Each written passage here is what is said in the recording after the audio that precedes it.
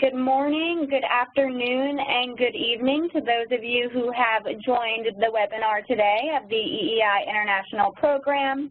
My name is Jessica McDonald, and I'm a manager with the International Programs. It's really my pleasure to introduce this webinar on this very important topic for the electric power industry. But before I move into the presentation today and introduce our presenters, I wanted to quickly cover some housekeeping items and give a brief overview of EEI and EEI's international programs. So for those of you who have joined the webinar on your computers, please know that to listen to the audio, you have two options to dial in. So at the top of your screen, you should see a quick start or meeting info tab. Please go to that tab and you'll see a button that says connect to audio. You can call in by selecting your global number and the country in which you are located, or you can actually have WebEx call you, and that is the second option. You enter in your phone number and WebEx will dial you into the call. And all questions during the call can be submitted using the chat feature, which is located on the right-hand side, and that is because you're muted upon entry. So if you have any questions or comments throughout the webinar, please submit them there when we get to the question and answer period at the end of the presentation. And also for everyone's awareness on the line, this call will be recorded. And a link to the recording will be made available on EEI International's YouTube channel. So to kick things off, I wanted to give a brief overview of EEI and the international programs for those of you who may not be familiar with the organization. So the Edison Electric Institute is the association that represents all U.S. investor-owned electric companies. It's organized in 1933 and provides public policy leadership, strategic business intelligence, and essential conferences and forums to members and other partners and stakeholders. And in addition to the U.S. members, EEI has more than 65 international electric companies with operations in more than 90 countries. And in addition to U.S. and international members, hundreds of industry suppliers and related organizations are associate members to EEI. And you can see on your screens a map of the international membership to EEI. We have 67 international companies who are members, and we have a wide geographic range of member companies. You can see that we have members across all regions around the world. And this really allows for a dynamic and engaging dialogue between U.S. and international members and other experts in the industry on the key topics at hand when it comes to sharing lessons learned and best practices. And this slide here gives greater information about the international programs and how we work with our members. And so the program is a platform for industry collaboration, dialogue, and thought leadership. We work with our members on CEO-level dialogues on strategic issues, as well as conducting outreach for our members, promoting their success stories and innovations, and also working with them to look at the cutting edge in energy data and industry trends. And so for those of you who are interested in joining some of our future webinars, I wanted to provide you with sort of a snapshot of what to expect in the future. We have a webinar next Thursday, October 26th, that's going to focus on European perspectives for the utility of the future. And we also have 3 webinars coming up in November focusing on a wide range of topics, from performance-based regulation to business model innovation for transportation electrification to the importance of voluntary environmental, social, and governance sustainability reporting for electric utilities. And so if you're interested in registering for any of these webinars, please email us at international@eei.org. And you can also sign up for our new monthly newsletter where you will receive information on our upcoming webinars, as well as other recent resources and other information. So without further ado, I'm going to pass the microphone off to Dr. Lawrence Jones, Vice President of the International Programs, who is going to moderate today's session and introduce our presenters. Thank you, Jessica, and good morning, good evening, good afternoon to everyone. Let me first of all apologize for my not too well voice due to a cold that I'm battling, but I hope you can bear with me as we get to this very interesting webinar today.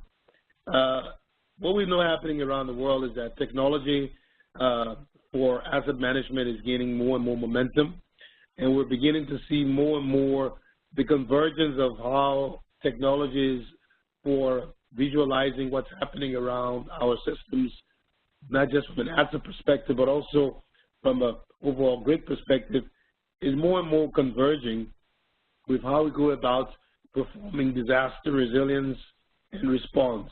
We've seen numerous, what I would call it, natural disasters occurring around the world, and obviously those impact the assets, and in fact, the ability to visualize the location of those assets and leverage that information in how we manage the assets is becoming critical for utilities around the world. And so this morning, we're very delighted, and I say morning because for both of our presenters, it is in the morning for them, to have two speakers who will be sharing some perspectives on this, one from a technology perspective, but also from a utility perspective. And so we are very pleased this morning to have first Mr. Ian McLeod. Ian is a leading expert in the energy sector. He is currently Director of Smart Energy and Global Head of Smart Cities with Enzen. He wears multiple hats, including being the chair of the Queensland Future Institute. He's also sits on the board of a number of, or the advisory board of a number of organizations. And also for this purpose, you mentioned that Ian is also one of the EEI's global ambassadors in terms of connecting the world with regards to electricity. With over 30 years of experience, he was, prior to all of this, Ian was also the former CEO of Airline Industry in Queensland, Australia. Also speaking today, coming also from Queensland, we're delighted to have Ms. Michelle Bradshaw. Michelle is a manager with Energy Queensland. She's responsible for emergency planning and response. She has a lot of experience in this area. Over the past 20 years, she's been involved in a lot of change management and leading professionals, managing programs such as this. So we're very delighted to have both of them on. It's very early their time, so you can definitely give them an applaud if you can where you sit, and for them being up so early to do this. But we're happy to have them on. And so to move forward, Ian will first give his presentation. Following that, we will perhaps take one of the questions that will come into the chat room. And then after Ian's presentation, Michelle will give her presentation. And when she's done, she'll get a question.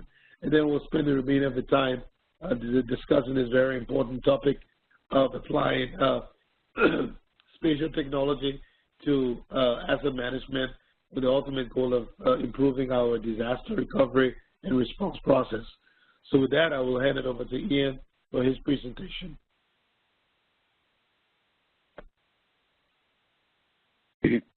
Thank you, Lawrence. It's a pleasure to be able to present today, and I hope your voice gets better soon.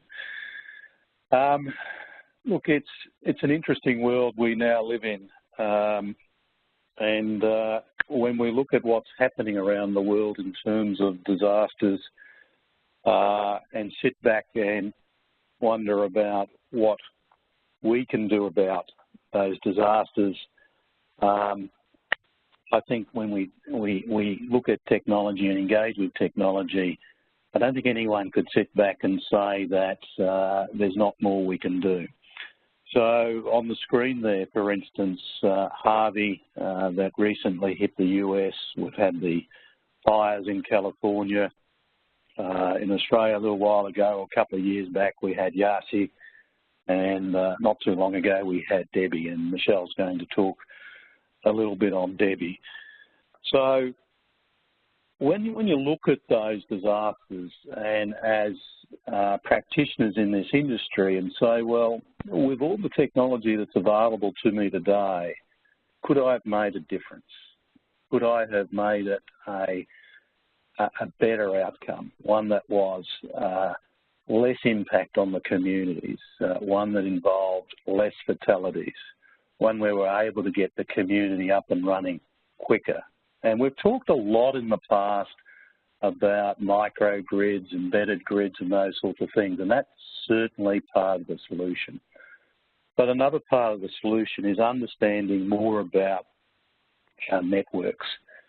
To be frank, I've travelled around quite a bit and talked to a lot of utilities, and it's clear we don't know enough about our networks. After all, our customers are distributed. You know, they're not coming into a shopping centre, or they're not coming into a building to engage with us. We run a geographically dispersed business. Our assets in this industry are typically dispersed also. So we need to know more about it. Now, in Australia here, just for some background, we also, in Queensland, have the highest penetration of distributed energy in the world.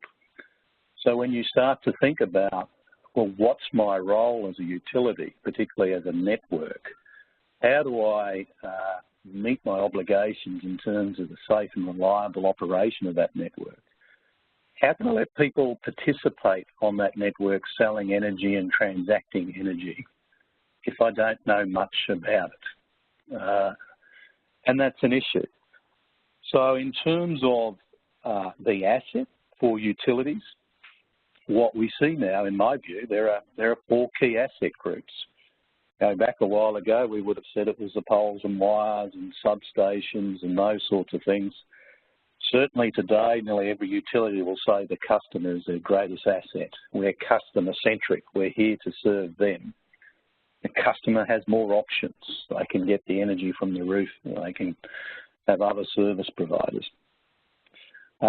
Control is a key feature. There's a lot of discussion now around the distribution system operator, operating that network to enable a market to trade on it, to create liquidity in that market, to hold down electricity prices, to ensure the most efficient resource is dispatched. But above all, to understand what to control and how to supply your market and how the performance of your network is operating, you need information. And it's becoming more and more critical, not just for utilities, but for other market participants in trying to understand what they can offer. So I wanted to talk quickly about external environment and market trends. So is the utility industry, does this need something different to the rest of the world? No, it's not. So if we look at the 4 mega trends and look at one of them, which is new technology, and what we see is an increasing reliance on the transmission, storage, analysis, and usage of big data. Now, you know, we have done a lot of that in utilities, particularly in the energy space, although it's early days there too, in terms of the digitization of energy and the sensing of it. Some utilities have smart meter programs out there. They're utilising the analytics to get more productivity out of the network. Others don't. So this big data that turns into big knowledge and technology is a key driver. If we look at the Gartner 10 strategic technology trends, it talks about intelligence, it talks about digital, and in those collaboration tools, cloud at the edge, to the edge, etc. They are all strong touch points for our industry. And we talk about mesh. How do we, and in this case, how do I conflate the information from my energy systems, my customer databases, my asset condition systems? How do I bring that together to have a single view of the world? Now, I'm not sure who have seen Money Pit, but I suggest you have a look at the movie if you haven't seen it. Unfortunately, I asked about 2 or 3 people here and they hadn't, so I perhaps should have removed this slide. But do asset managers want a boring life? So if you note the illustration on the right, it says how Moneyball made baseball more boring. Now, if anyone knows the story and watched the movie, it was all about analytics and understanding how to win the game, which was all about getting on first base. So what's happened today is everyone's focused on getting on first base. People are selected for their skills and put into the, and this is Australian talking about baseball, so ignore most I'm saying. But it's all about winning and how you win and the analytics that sit behind it. And what that's done to the game is apparently made it a little bit more boring because people aren't going for the big hit. In fact, in the game we have here in Australia called cricket, they changed the rules on that. They have a much shorter game now, and it is all about the big hit. And the crowds in Australia have multiplied many times over by changing the rules. Another one that people may be, analogy that people may be conscious of is racing cars, and this is Formula One, and that's I think that's our Australian guy, Ricardo, hopefully sitting there. But if you've ever been to a garage at a race, and I've been to a few, and even get into the trucks where all the strategy teams are running the analysis before the race, during the race, after the race. They're running simulations. You know, this is where we need to move towards in our own industry. So it must be founded on assets management solution, and PAS 55,000 is obviously a base for that. This is not about replacing anything, it is about enabling good asset management standards. So in terms of the external environment, what we see here in Australia, our Energy Networks Association recently released the Electricity Networks Transformation Roadmap. And it's a good example of why intelligence is needed. It looks at the future out to 2027. It considers that future with a distributed energy resource out there. What do we need to be able to operate in that environment? They see the purpose of the utility actually increasing, whereas many the public see, oh, well, we're going off grid, etc. The reality is most will stay on, and it will be about the economic sharing of resources, because when we look at things like Airbnb and Uber, etc., that's resource sharing, and it's more efficient. So having more intelligence about your network to enable that transactive platform is critical. Just imagine a utility, and it's happening here, putting a bank of batteries into people's houses at the edge of the grid that are able to switch all those on at the same time to respond to wholesale market prices. Who knows what the heights of the conductors are against the ground, against the building? Will the network remain safe? So a digital 3D world or a digital twin is quite important for us going into the future.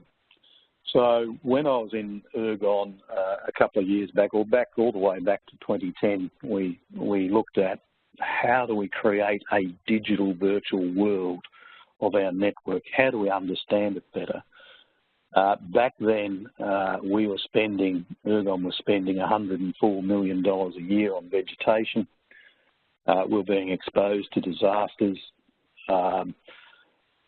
While I could see the performance of the feeders were improving as we were cutting back, my vegetation costs wasn't going backwards. So I was pretty well blind. I couldn't see what was happening. So through the convergence of technology, being flight assist systems, planning systems, sensory technology, imagery, computing power, algorithms, etc., had got to a price point that we felt that we could bring that down. We could do it in a commercial way, and that's what Ergon did. And in 2015, won the International Edison Award for Innovation.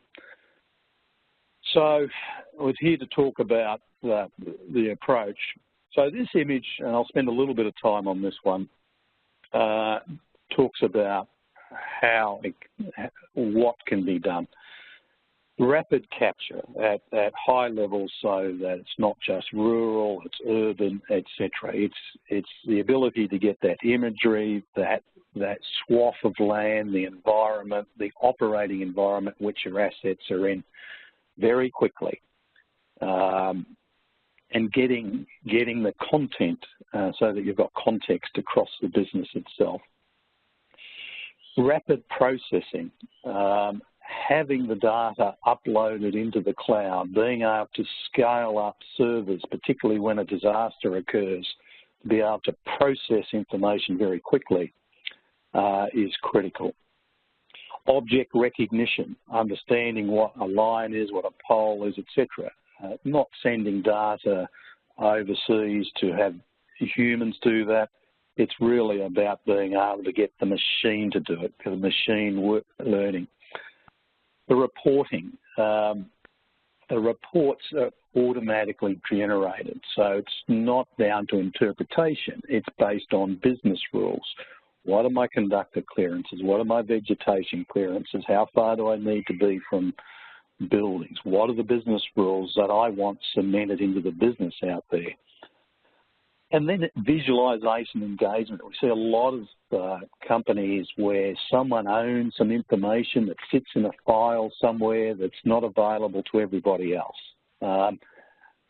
Taking that out, engaging, collaborating, visualizing. It may not just be within the utility. It might be that the local council, and I'll use the wrong words here, local government, want to do a smart grid. In one case, we had a city who wanted to grow the green canopy, and we're working with that. How do we measure that, show that it's growing, but keep the assets safe? Now, the illustrations on the right show you some of the images that are picked up in terms of data and graphs, running that through a transformation program within the business and delivering business outcomes like improved strategic execution, improved operation and community safety, improved risk management, customer service, improved disaster resilience and response, increased revenue and incentives in terms of more reliable lines, efficient deployment of capital, so I understand where my costs are, I can allocate my costs down to spans, etc. I know where to deploy my capital, improve works management because I can see the whole lot, and reduced operating costs. Now, augmenting on that, things like targeted capture using drones. Drones is a very popular thing today, and they've certainly got a purpose to get up and capture smaller areas and get closer to the assets. So having a multiple capture program is very critical. This is all about economics. If we've got a line that's got some condemned poles on it, it'll reach the end of its life, there's some vegetation there, and I can allocate costs down to cubic square, 20 centimetre squares of vegetation. I understand the age of the line. I can see here I've got some low conductors as well. I can start to say, well, rather than replace what is, I can put in aerial bundled cable, something else. What's the best economic outcome? Because I'm conflating the data, I can see that. In terms of content in context, this is an example. This is, you may notice it if you look a lot closer, but on the right-hand side is actually Sydney. So look at the top of the harbour, you'll just see a white dot, which is Sydney Opera House. This area for a client of ours was black. They couldn't see it, they could never fly it, they couldn't capture it. So because we were able to capture it at high levels over the city, it was actually captured at night using LiDAR technology, then merged in with imagery to create the 3D virtual world of that area. So you start to see the whole asset. In terms of asset analytics, when you've got your asset digitalized, the thing is you can measure, okay? And it's not manual. It can be automated, and it is automated. It can be manual if you wish. But being able to measure allows you to take away the error and to also take away the gaps. You can see your whole network and measure. The one on the right is a 22 conductor that's 1 metre off the ground. That's live, and that was in Ergon when I was there. The other one on the left is a building that's got simply the high voltage is too close. That can be the case for many years. It's just that it's difficult to measure from the ground. It's an issue of perspective. Asset analytics is quite critical. The red dots on this screen actually show poles that aren't captured in the utilities asset base. So in Australia here, the AER, the Australian Energy Regulator, is utilising benchmarking as their almost primary tool to set revenue for utilities. And therefore, it's really important that you know what your asset is, because if your asset's the denominator on a number of productivity questions and you're understating it, then you're impacting your productivity and therefore your revenue. Further asset analytics, this is just data clear. This is asset clearance, conductor curves. It shows you right across the asset base where the actual heights of the conductor are. You can put in your business rules and sort out where the problem is. You can click onto the Excel or the spreadsheets, and it will take you visually to where those are so that your engineers and others can assess that. You can then break the information up into different areas, slice and dice it. So this is a look at different areas. So in central of this utility, the conductors are lower for whatever reason. It might be historic. They were different businesses before. So you can look at the data spatially. So you can look at risk, overlay, different data overlays, irrigation. What's the land use? Are they spraying there? In Queensland, it's big bits of equipment cutting down sugarcane. So clearances are an issue. So you can start to overlay your business enterprise data with community data and get down into the risks of the business. Asset locations. Many people believe assets in the right spot. Often you find they're actually not. In most cases you find they're not. Why is that important? Well, when you start to do digital pole assessment in terms of the loading on the poles, is it serviceable or is it not, etc., you actually need to know where it is. If you're going to do conductor heights, etc., you actually have to know where it really is. Vegetation analytics, these images show that we can have a heat map, we can create zones around the conductors, we can create cubes that where the vegetation's penetrating the conductors, create work orders that are issued to the field, and we can have a look at a higher level risk assessment of particular areas. In this case here, we can see two different ways of cutting in the same business. In region 1, they're cutting much further away from the lines. It's a rural region. Overlay the customer complaints, and you can see that while I'm cutting harder, I don't get the complaints. Again, it's a rural region. They're more acceptable. In the urban region, the red dots there, you can see that significantly more complaints. The actual cutting, where you look at that black line, is being taken right up to the edge of compliance or the business, so they're cutting back less and cutting to compliance. So executives can see and manage their strategy and understand where there's opportunity and understand where there's risk and apply resources to that. In terms of disasters, we can start to analyse where floods are going to be, look at microgrids, where are the assets going under, where do I put in smart, intelligent switches? How do I keep that network on? And this is Tasmania, where there's a bushfire a few years ago, where we did some digital work there in terms of trying to pick up where the assets were down, picked up the assets the next day after the bushfires, had the information processed within 24 hours and understood where the assets were down. That was before the utility could get in. And this last slide, or second last slide, shows you, well, I often ask people what's wrong with this. This is that same bushfire. It's a little town, it's a block, really, and here we have a number of utility trucks building a low voltage network around that block with no houses to connect to. So deployment of resources. In America, the massive deployment of resources over there, how do you make sure it's efficient? So collaboration, decision support for crews, for design, for line leaders, asset managers, executive and the board. There is one single source of asset information and one source of the truth that's conflating information from many different sources to enable a much better business outcome. So that's my presentation on spatial digital 3D world and what is possible. I'm going to hand back over now for Michelle to do the rest. Well, thanks, Ian. I think before Michelle, just one quick question for you, Ian. So we've seen adoption of this kind of technology, not necessarily 3D spatial, but we've seen a lot of sort of a data-driven technology evolving. And one question here is, can you talk about the adoption rate? And from your perspective, having been involved in this evolution over the last couple of years, what do you think is slowing down the adoption of such technologies, and what can the industry do to make such technologies more easily readily available for utilities to embrace? What's the barrier, and what can we do about it?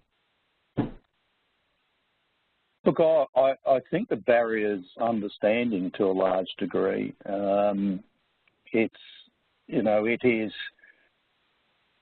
sometimes clouded by interest in, funny enough, things like drones, etc., where the story is not really the story about a drone. A drone is a good vehicle to capture intelligence. There are many different vehicles to capture intelligence for different purposes.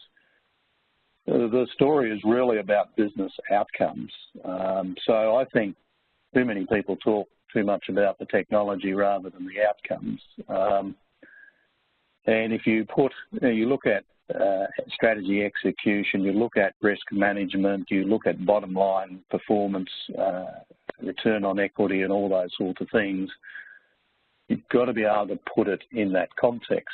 The other thing with good technology, Lawrence, is if it is good technology, it will spread itself. So just quickly, when in Ergon we did this, the architect wanted to release it just to our Ergon vegetation people. It was 8 people. My position was, no, you'll give it to everybody. The outcome was over 1,000 users now in that business, so the business that's under 4,000 people now. So they use it for their everyday jobs. It's simple, it's intuitive, it's got to be that way, and that was one of the underlying designs. What if I could replicate your experience on the internet at work? So make it simple, make it about customer service, the bottom line, returns, etc. It's a tool to help the business run. All right, well, thanks a lot. Michelle, let's go over to you, and I see you're already queued up for your presentation, so please go ahead and share your thoughts. Great, thank you. Thank you, Lawrence, and thank you to the Institute for the opportunity to speak to everyone today, specifically about how Energy Queensland have been building intelligence into our disaster response and resilience, and certainly around some of the technology that Ian just talked us through. As I speak to you this morning, it's pouring with rain here in central Queensland, and we've already been activating our flood plans in a number of areas across the state. So today's discussion is certainly very timely and relevant. Jess, I'm not sure if I'm just trying to click through those slides, but not working for me, so I might need you to click to the next slide if you wouldn't mind.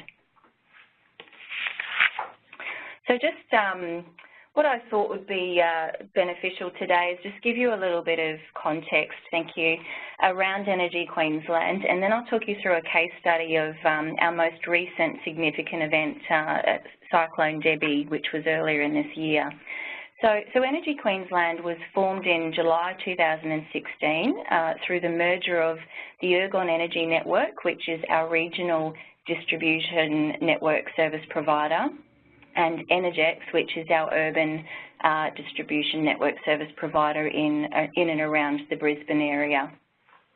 You can see there some stats around Around our scale, so around 220,000 kilometres of power network, 2.1 million customers, around 1.7 million kilometres squared in terms of geographic area, and about 70% of that is considered rural, so certainly some challenges there, both from an operational day-to-day business perspective, but certainly when we are dealing with a significant disaster or emergency event, and around a $24 billion asset base.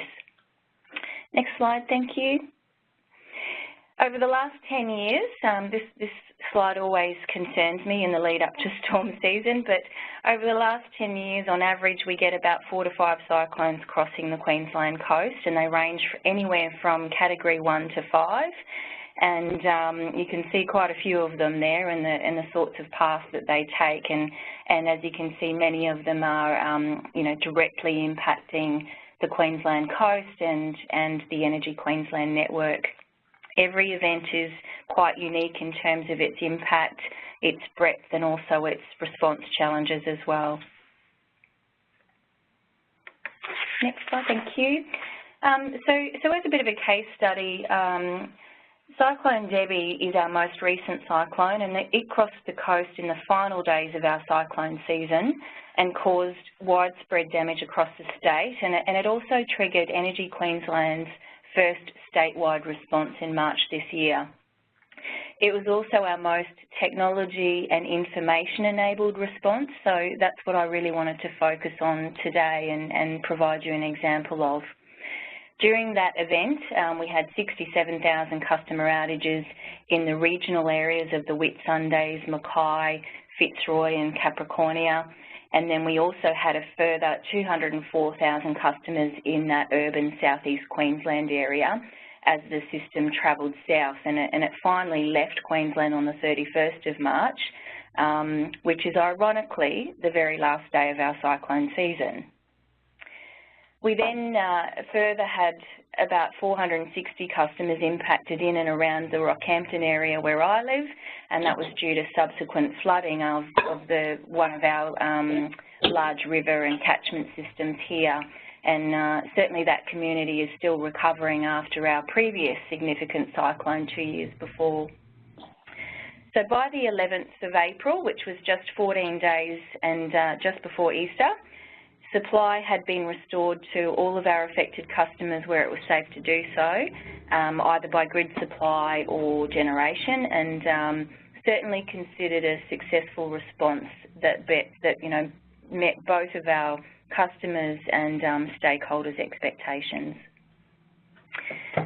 In terms of the network impact, you'll see a really significant and high network impact in our regional areas, so the most challenging areas from an accessibility perspective, and an interesting path Cyclone Debbie took in that it then travelled south and really wreaked havoc right inland, and it took a good couple of days for it to finally peter out, which is quite rare. So often they cross the coast and they wind down fairly quickly, and this one didn't. So we had 800 Ergon Energy Network and Energex field crews, 300 support employees, and also 100 Essential Energy employees who are one of our distribution network partners in the New South Wales state as well, deployed to assist us to respond.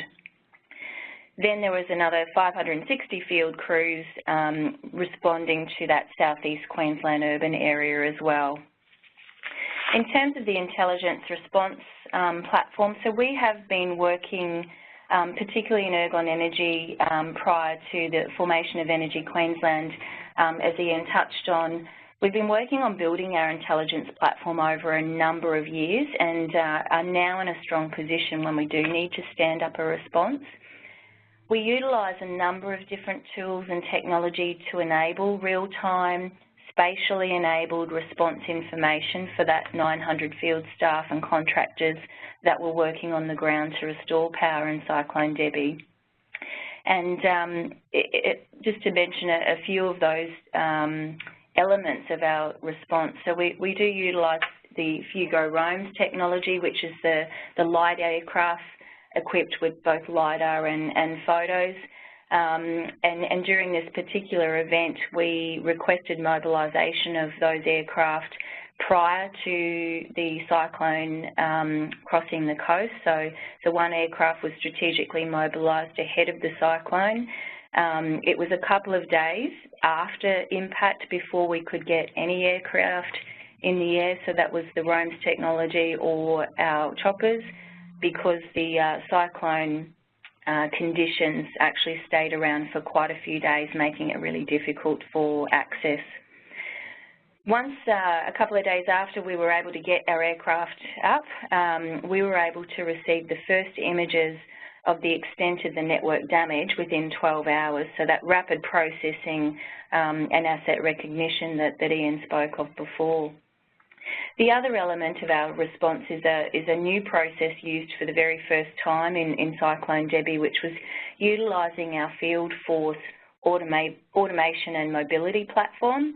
So we have a couple of thousand of these deployed across our field crews across the state now, and that leverages a Panasonic ToughPad mobile device combined with some FieldSmart geospatial design tools, and then we also use some Esri survey asset information collector and visualisation tools. So with those ToughPads being part of our mobile workforce, that actually includes our designers. So our designers use this as their only SOE platform, whether they're doing design in the office or in the field. So we absolutely leverage that when we need to respond to emergency events as well.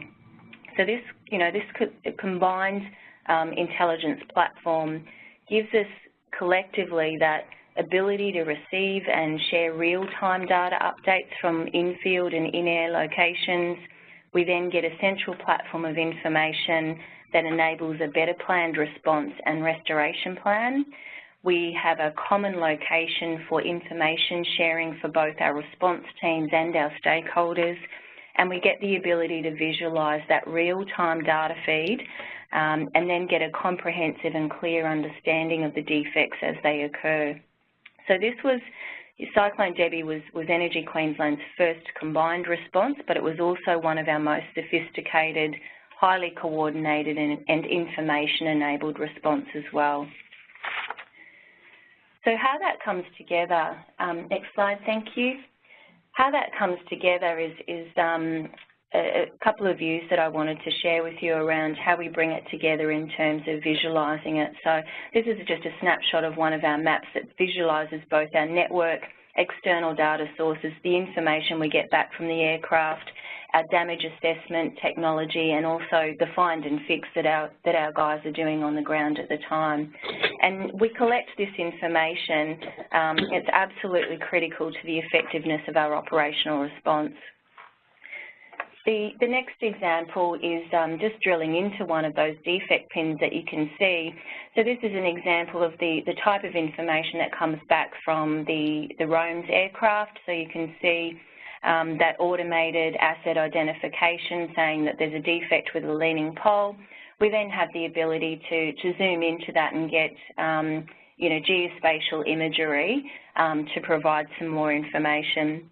So in this particular one, you can see that, the defect has a leaning pole, and then when we zoom in, you can, just on the next slide, you get more information based on visual imagery that power line looks like it's down. So next one, thank you.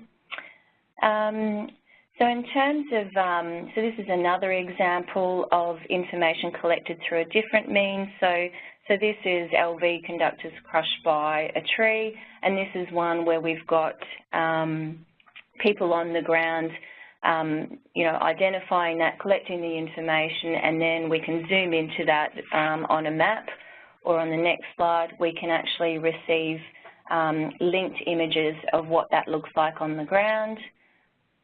And the next one from a different angle, or we can also see information when we zoom in from the air as well. So just next image, thank you. Oh, okay, sorry, we're missing a couple of a couple of images there, but I'll be happy to share some of that with you as part of the post-webinar pack.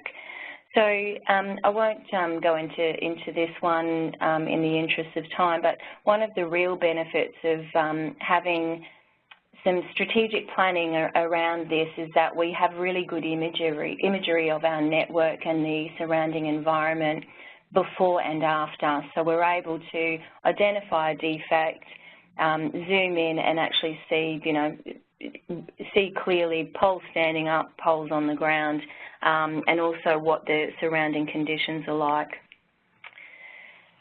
What we then do is all of that information is coming back into our source systems and into our operational dashboards, often before the choppers are on the ground or the crews are back in the depot, and we're automatically starting to generate work packages and material requisitions.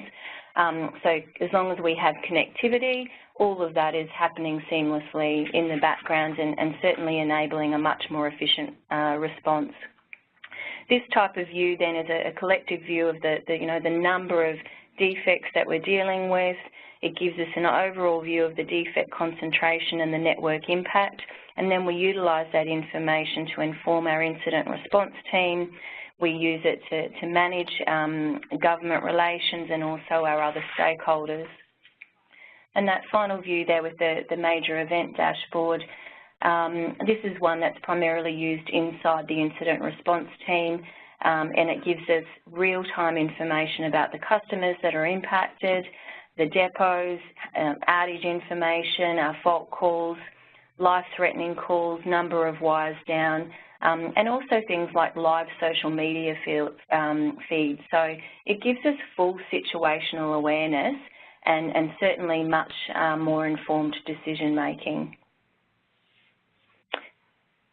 So in closing, that was just a snapshot of how we're starting to use that geospatial information and some of the other, technology and mobility platforms that feed into that. And the key thing there is about learning from each of our events, greater value through data sharing. So establishing a common platform for visualization enables us to use this data, share it with our response crews, our contractors, internal and external stakeholders, and also our community. It's very important, obviously, that we keep our community and our customers informed about what we're doing so that they can prepare as well. It certainly improves our response planning and execution, so access to that real-time data, customised mapping, operational dashboards ensures that the full picture is known and that the crews are deployed where they are needed most, particularly to life-threatening situations, wires down, and our restoration hierarchy focusing on critical infrastructure. And the smarter approach allows a faster, more efficient response and much greater situational awareness. The key thing is that it's data driving that decision-making. It's not gut feel or experiential decision-making alone. So receiving the most up-to-date information on defects and status allows us to respond more safely, efficiently, and as I mentioned before, keeping our customers and our community informed as well. So since Cyclone Debbie, Energy Queensland's now created a small but dedicated team that I lead to make sure that we are ensuring we're utilising all of the tools that are available to us and that we're learning from each event and certainly building our networks differently, increasing our network resilience, making sure that we work with our communities and our businesses and our local government areas to enable contingency planning and reduce costs and ultimately improving our community and customer outcomes and minimising the impact of some of these devastating events. So thank you for your time today.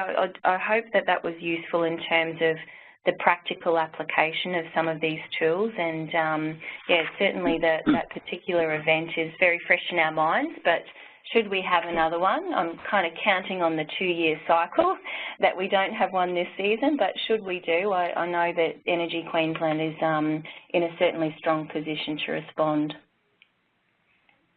Thank you, Lauren. Well, thank you, Michelle. I think it was very, very insightful, and I think your last slide I talked about lessons learned was sort of the builder to my first question, which would have been, what are some of the lessons learned comparing Cyclone Debbie with previous cyclones, and you've highlighted some of them in terms of the big learnings, but could you more precisely, if you were to say what was one of the major differences between Cyclone Debbie and the previous cyclones, and why the platform you put in place made Cyclone Debbie, which was worse, a bit easier compared to other cyclones you've had? What was the sort of the key difference between the two cyclones or the previous ones, and can you talk a little bit about that key differentiation? Sure. So, as you well know through your, experiences in the US recently, every event is quite unique in terms of, its impact and scale, and certainly one like Debbie that was, quite unique in terms of the way that it stayed and continued to cause damage for a good couple of days. The key difference for me was certainly that, that major operational dashboard that I shared in the last couple of slides, where all of that information comes together, is consolidated, and enables better decision making. So that is just that's a combined full situational awareness, effectively, a ConOps type dashboard that we have a holistic view of what's happening across the state. I think what's happened in previous events is we rely on our local knowledge, our depth of experience in our crews, but each impact zone can be, the restoration and the response is sometimes handled in a different way. So this allows us full situational awareness. We can drive some strategic planning into both our mobilisation of resources. We can strategically manage our staging areas, and we can just have full visibility of defects, not only the initial defect identification, but we also get that real-time information coming back about when defects are fixed. We link that to our restoration plan, and that's absolutely critical for us to keep our community and our customers informed. So it helps us manage our stakeholder expectations and our customer expectations, because certainly Energy Queensland's recognised as, being very responsive, but with each event, the better we get, the higher our community's expectations as well, and certainly seeking to reduce those overall response times and get our communities back online sooner. Thanks. There is one question that I think both you and Ian can respond to from your different perspectives, and it's about the integration of these systems. And I think specifically from your standpoint, Ian, is how would one consider the integration with the OT-IT environment, where you have different IT systems coming together to sort of tap into the 3D spatial technology? And then from your perspective also, Michelle, can you talk about the integration process that you guys had to go through within Energy Queensland to make this platform interoperable, if you may? Yeah. So from the integration perspective, I guess going back to the previous question about what tends to hold this sort of technology back is a perception that you're dealing with an enterprise system and the complexity that comes from that. The reality is these are very light touch solutions. They are cloud-based, they're very secure, they are scalable.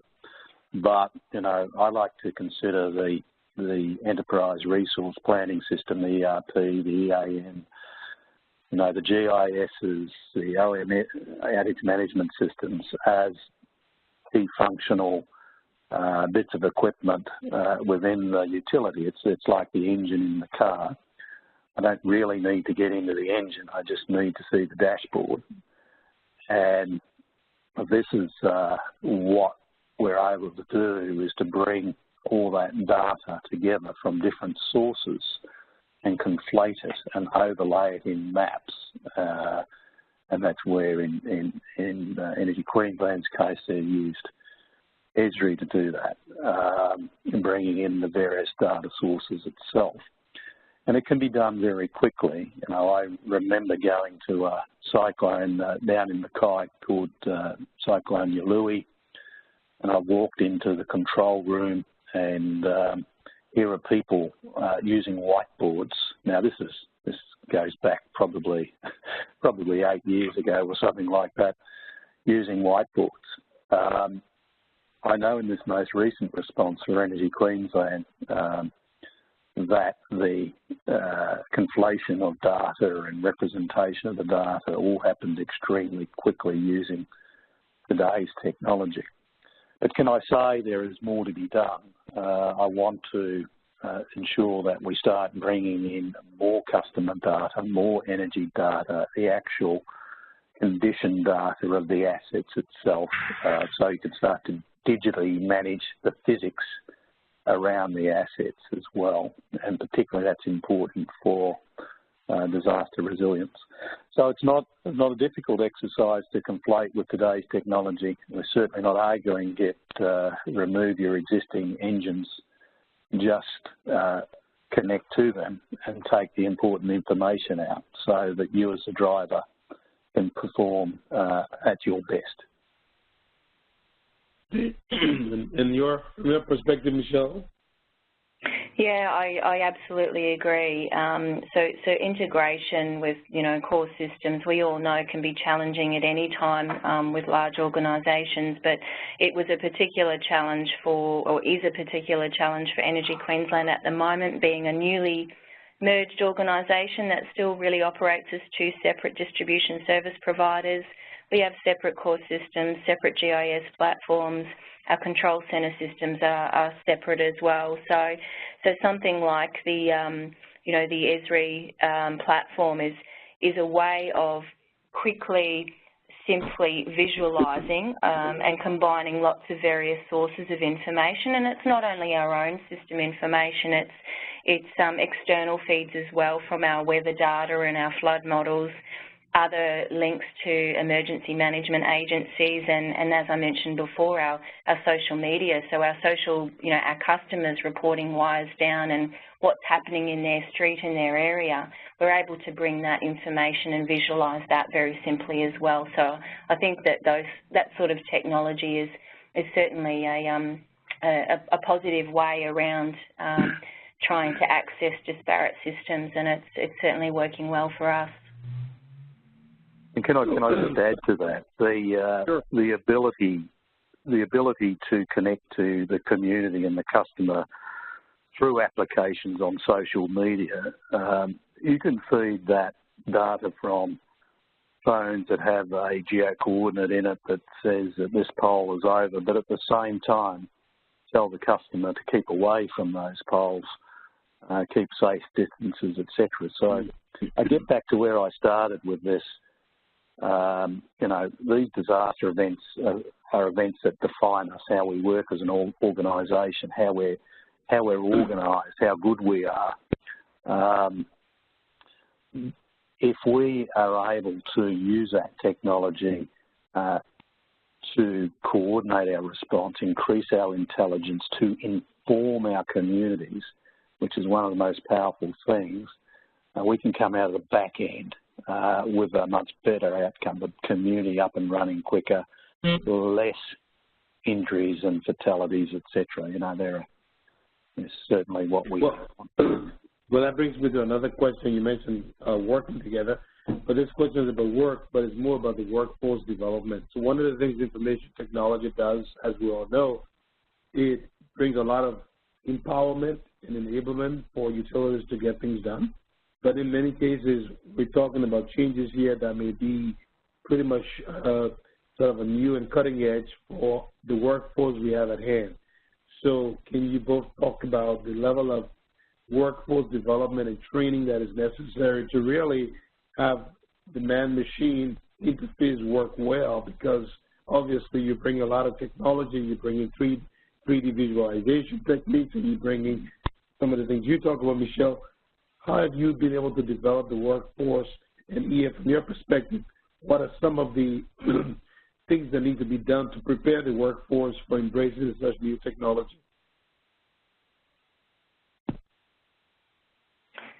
So from my perspective, thank you. So from my perspective, I think it's critical that we do think strategically about utilising this technology as part of our just day-to-day operations and not expecting our workforce to deal with new technology and information that is foreign to them when they're also in a highly stressful emergency event or a response. So we've been working for a number of years now around our Field Force Automation Program, which is a mobility platform, and it's been with it's not been without its challenges. Getting people used to technology and to get away from printed pieces of paper and switching sheets and the whiteboards that Ian mentioned before. But I think that the successful element is working through that over time and integrating this technology and this real-time information just as part of their day-to-day, and that makes us in a strong position when it's just second nature then when we also have to apply that in an emergency event. Yeah, so Lawrence, with this sort of data also comes the need to transform the business. And I go back to what, again, that question before about what are the blockages. If it is intuitive, if it is simple, it's easy for people to pick it up, and they will. And that's, we did that, and there was significant, it was almost like a virus. It starts to spread across the business. Designers pick it up to do their design work, thermal upgrades of lines, these sorts of things. Supervisors pick it up to do their supervision. Now, training is also critical, and the training is delivered into how to use the tool, what's the functionality, where do you get benefit. The ultimate success is when people realise that I can do my job better than I could before. I have more intelligence. I can actually automate the business rules side of things so that I can focus on strategy and tactics and more important things. So the value is an important part of it. Delivering an intuitive, value-added capability is absolutely critical. Just one thing that I did when I was with Ergon, we actually, after it had been after the Roams technology had been out there for a while and the Google Enterprise technology, we actually created an innovation process where we offered, it was actually Google who offered, I asked them to offer a trip to the US to go to Google Mountain. We got 90 innovation ideas. We engaged with people doing their jobs. You're the ones that know how to pull value out of this. Tell us. And there were 90 applications, and we took the best of those and then integrated into our business processes.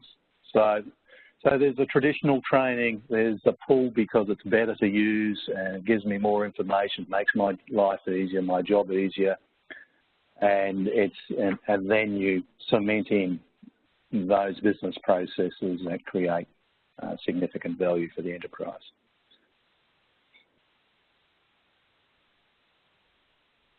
Michelle, any comments on that, Michelle, on workforce development? No, yeah, look, I absolutely agree, and I think, you know, a lot of these tools there are many ways to build smarts into them and to create value, and it absolutely needs to be a collaborative process with your workforce. We need to also remember that, you know, the technology is part of people's personal lives as well. You know, most people have an iPhone, most people use Google Maps, so none of this is foreign, and we just need to integrate it into our working life as part of, you know, as well as our personal life. And with a workforce as large as Energy Queensland, we absolutely continue to tap into those innovative ideas and make sure we're listening to the people that need to use this technology on the ground. Well, listen, thank you both. It's 5:04 here in Washington, and I know we've already run over by 4 minutes, but there's one last question, and hopefully you both can give a very quick response to. It's probably a difficult one, but hopefully you might be able to surmise it very quickly. And basically the question is, we're in a very regulated industry for the most part, and what have you all seen as a positive reaction from regulators with regard to using and embracing some of these new technologies? Yeah, Lawrence, I've actually met with the chair of the Australian Energy Regulator and their technical innovation group and taken through creating spatial digital worlds and what it can do. So, you know, it's important regulators do understand that this sort of information is available today, and they do. And in the Australian case, asset replacement now in Australia is the biggest spend across all utilities. It used to be augmentation when the load was growing. It's now asset replacement. And the Australian regulator uses benchmarking, both nationally and internationally, to understand whether you're efficient. So it's absolutely critical that you're able to work with the regulator with data intelligence as an evidential foundation to say, well, these are the funds I need to operate this business. And there are two key issues here. Making the businesses compliant, because can I assure you a lot of them aren't, in terms of where their asset is, because they just haven't had the intelligence before. So bringing them up to standards, and the other one is preparing for the future. So the distribution system operator regulators are currently challenged with, how do I deploy all those resources around a network? I need more intelligence. So we're certainly working with the regulator here in Australia, and they do need to be engaged so that the utilities are appropriately funded. Okay. And the last comment from you, Michelle? Sure. So yeah, look, spatial information around our assets, certainly increases our accuracy and knowledge of our network during peacetime as well as during events. So it certainly enables us to plan our programs more efficiently and feed into those regulatory and funding, processes. So from a pure response and resilience perspective, if we need to stand up a response to a significant event, we're talking in the vicinity of $3 to $5 million a day for every day that we need to respond. So if we can leverage geospatial technology and other technology to have an information-enabled and more efficient response, that's of benefit not only to Energy Queensland but to our customers and then, and ultimately the regulator as well.